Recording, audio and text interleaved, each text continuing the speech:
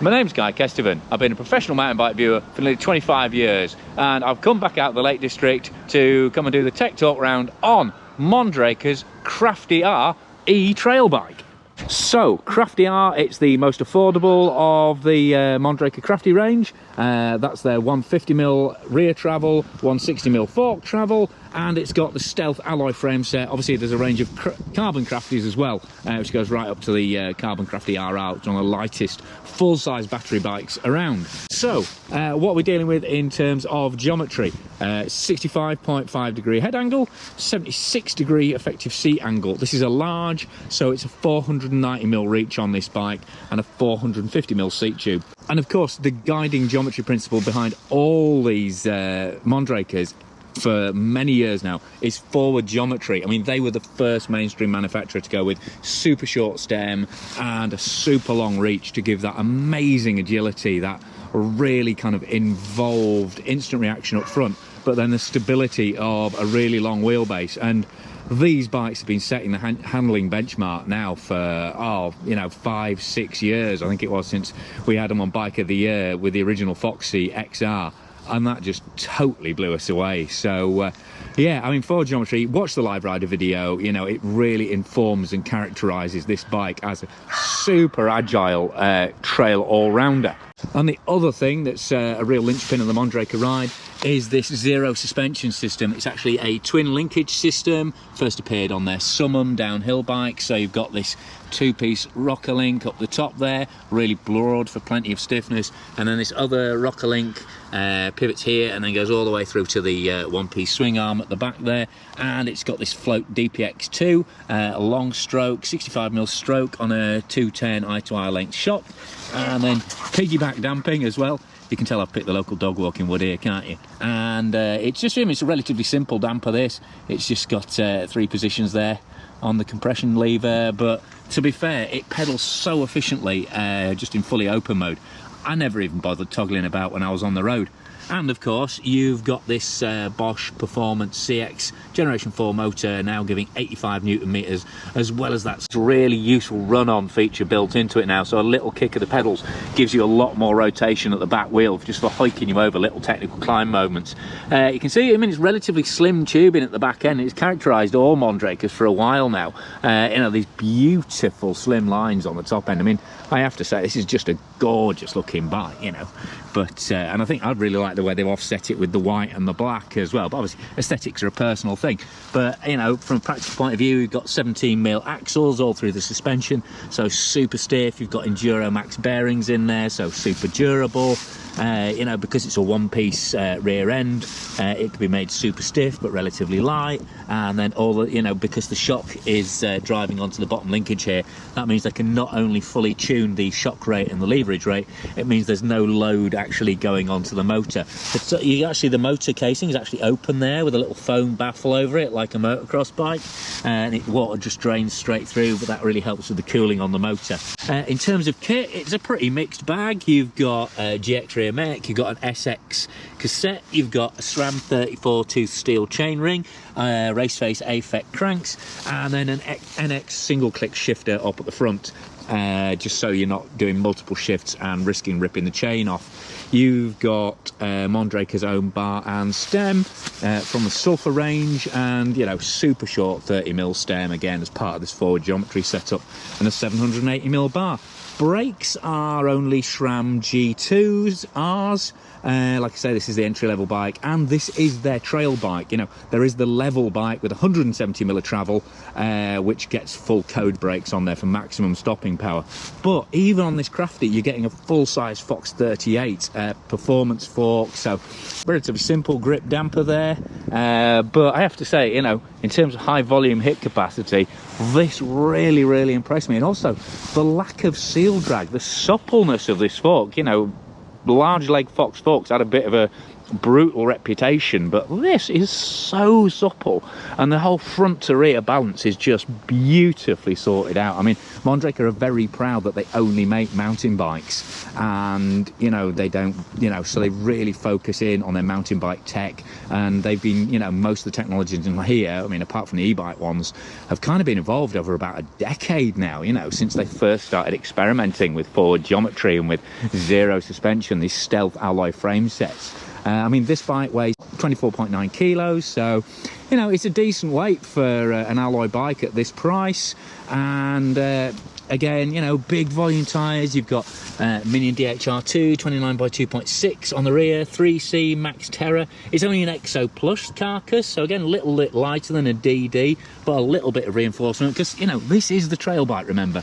And then up front, you've got the Minion DHF in the same size and spec, and again, Max Terra, so the medium grip compound. And then these wheels are the absolutely excellent DT Swiss X1900 hybrids. Super tough, you know, tougher spokes, tougher rims, tougher hubs. These wheels are absolutely bomb proof. You know, do not overlook, if you're looking price checking against other brands, do not overlook the fact that these wheels are pretty much indestructible. You know, I know people who've ripped several spokes out of these wheels in accidents, and they've still remained totally true, got them home like hours of epic riding. Bosch super proven motor system. They've only just uprated it to 85 newton meters. They ran it at 75 newton meters torque for the first year, just to make sure that there was no issues with the motor. So again, just a totally proven system at the centre of this bike. Let's talk about the battery. 630 watt hour, fully enclosed Bosch battery there. You can pop it out if you need to recharge it at home for convenience, but you can also recharge it for situ using this panel underneath there. I mean, to be fair, I've kind of gone in one of the immediate worries. I was worried that that would flood a bit, but I've ridden this in all sorts of weather and it's been totally fine. I mean, if you saw the video from the Lake District, you realise that had plenty of water running through it. And then you've got Mondraker's own custom battery and motor casing there, keeping everything protected. Other detailing, you've got neat little internal cable routing on here. You've got little ports on the back of the fork for equalising pressure. Again, 200mm rotors, so there's plenty of stopping power through these G2s. And again, you know, it's a better view of this really neat motor mounting and the shock and everything in there, and the cable routing running through there as well. Nice chunky zero e-bike optimised logo on the chainstay there to show that this suspension is, you know, deliberately optimized for e-bikes. I mean, what's interesting is they've actually gone for a really light compression tune and then like a medium rebound on it. So it's because it's quite a positive pedaling system. The basic kinematics of it has got quite a lot of pedal kickback, so it drives really, really well under power. They can run it really, really light. So again, that's a really sensitive back end in terms of starting stroke, and then firms up through the mid stroke for loads of drive through corners, and, you know, really supportive, and then just collects the big hits to the last bit of the travel. So pretty much spot on, as you'd hope. But, you know, obviously if you want to know about the ride, watch the live ride review video. It's a bit of an epic.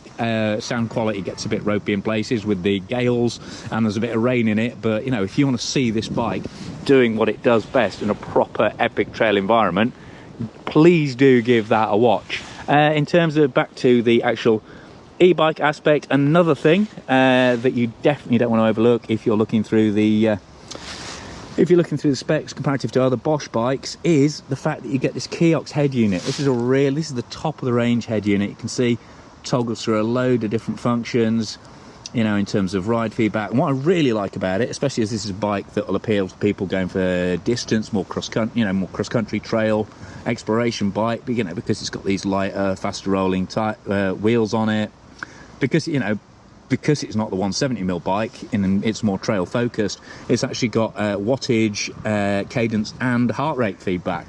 And the other thing, it just syncs really, really easily. I turned up for the live ride without having synced the heart rate, and straight away, you know, picked it up straight away, no problem at all. You can manage it through the app on your phone, and then you've got, you know, all the different drive modes through this little lever on the left hand side. Again, you know, scrolls backwards and forwards, so you're not going around in succession. It's just a really, really nice, intuitive, simple setup to operate. And then underneath you've got the dropper lever for this 170mm dropper, and then an SDG Bel Air saddle with a little Mondraker logo on it. Mondraker make a huge range of e-bikes. You know, they even do a range of kids e-bikes, including full suspension e-bikes for kids in different wheel sizes. So they really have properly committed to e-bikes. You know, it's a gift for them having this suspension system that sits neatly in with the battery. But I do think from an aesthetic point of view, they've integrated the battery and the drive really beautifully. It's not set particularly low. You know, they haven't played around with the center of gravity massively, and that 350mm bottom bracket height is still relatively high. I mean, 455mm chain stays, they're pretty tight considering the volume of the tyre and the way that linkage is arranged. But again, agile back end to match with that really light steering through that short offset 38 fork.